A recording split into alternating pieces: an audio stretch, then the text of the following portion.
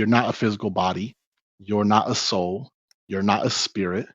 You're not the mind. You're not the emotions, but you are your consciousness. The more that you understand the metaphysical mechanics of your mind, Mm, one, the easier it is to understand the experiences that you have, especially when you're first starting off getting into like a spiritual awakening and you're having these different dreams or any out of body experiences or any sort of non-physical communication or anything going on with your mind. It's a lot easier to understand what's going on. And with that, it kind of exactly like what your show talks about, demystifies a lot of the some misconceptions with spirituality, or because the whole thing of fear is just a matter of misunderstanding. right. So it alleviates any sort of fear within any particular experience that one may or may not have. So just things like that, and understanding the mind, I think, really helps to understand more about yourself, Mm, because then you understand you are more than the physical body. You can kind of identify and label what each part of yourself is, the subconscious mind, what it is, mm, what a subconscious thought is, what is contained within the subconscious, and being able to better separate and identify what's conscious, what's subconscious, what's superconscious, mm, what's third dimension, fourth dimension, fifth dimension, because you hear a lot of people talk about these different dimensions right. and things without really any context as to what they actually are. Oh, Mm, fifth dimension is kind of like this.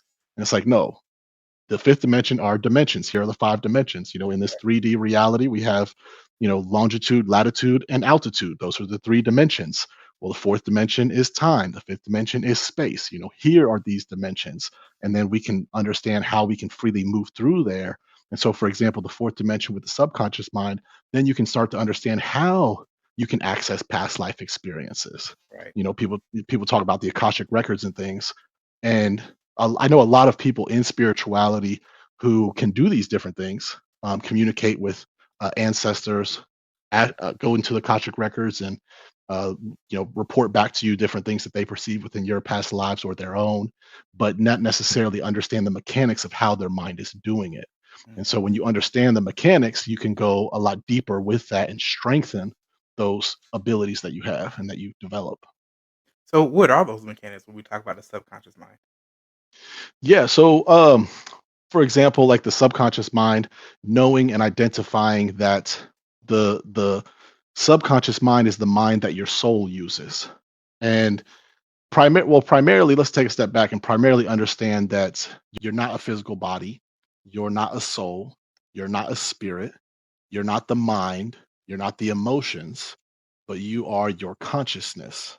Mm, All of these other things are able to be observed by the consciousness, but the consciousness is unable to observe itself. That's why a lot of people have a hard time describing what consciousness is, because it's inobservable, because that is your true essence, your real self, your I am. mm, And so these other different things, the physical body is a vehicle for your consciousness to experience this 3D reality.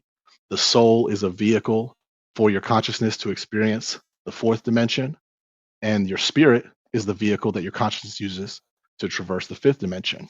mm. The spirit uses the superconscious mind, the soul uses the subconscious mind,